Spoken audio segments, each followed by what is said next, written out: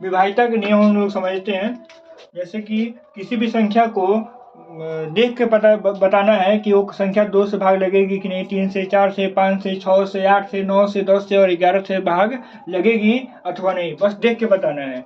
मान लेते हैं कोई एक संख्या है, बड़ी से बड़ी संख्या, उसको बस देख के बताना है। तो 2 का नियम कहता है कि यदि किसी संख्या के लास्ट में 0 आए, 2 आए, 4 आए, 6 हो, 8 हो, तो संख्या 2 से विभाजित है।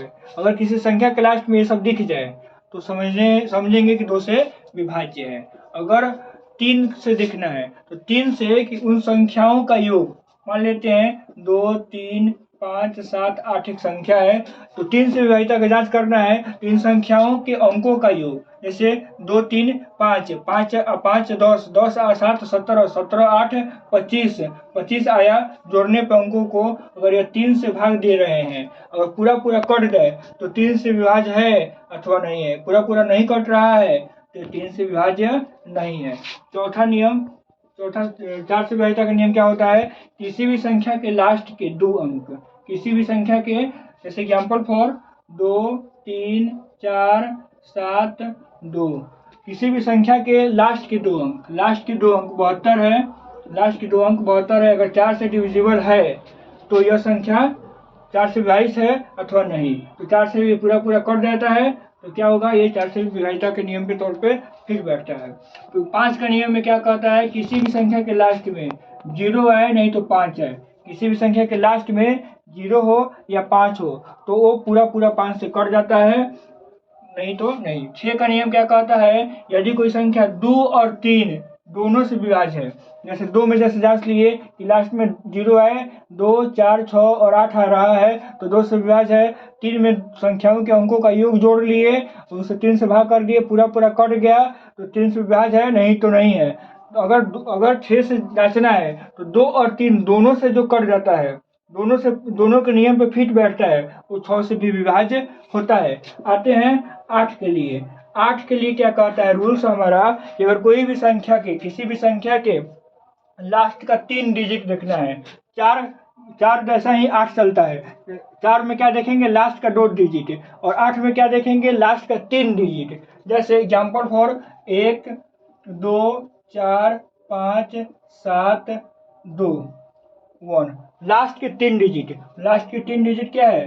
781 है, 721 है, सॉरी। तो ये 8 से अगर डिविजिबल है तो पूरी संख्या 8 से डिविजिबल है अथवा नहीं। तो उसी तरीके से 9 का देखेंगे। 9 में क्या कह रहा है कि यदि किसी संख्या के अंकों का योगफल 9 से विभाज्य है तो पूरी संख्या 9 से विभाज्य होती है अथवा नहीं।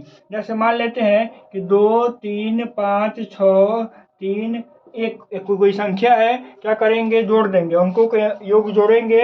2 और 3 5, 5 और 5 10, 10 और 6 16, 16 और 3 19, 19 और 1 20, जोड़ने पे 20 आया और 9 से विभाज्य कर रहे हैं। पूरा नहीं कट रहा है तो पूरी संख्या 9 से विभाज्य नहीं है।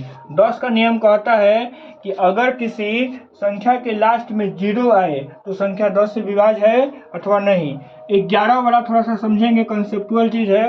क्या कहता है कि अगर कोई संख्या है, जैसे जांचते हैं 2, 3, इसी संख्या को ले लेते हैं, 5, 6, 3, 1, तो इसमें क्या होता है कि एक ये 2 है तो इस यूनिट डिजिट 1 और इसको गैप कर देंगे, तो 2 और 5 को एक बार जोड़ लिए और फिर 5 को 3 को एक साथ काम करेंगे, मतलब 2 और 5 7 और 7 और 3 10, यहाँ पे लिख लेंगे।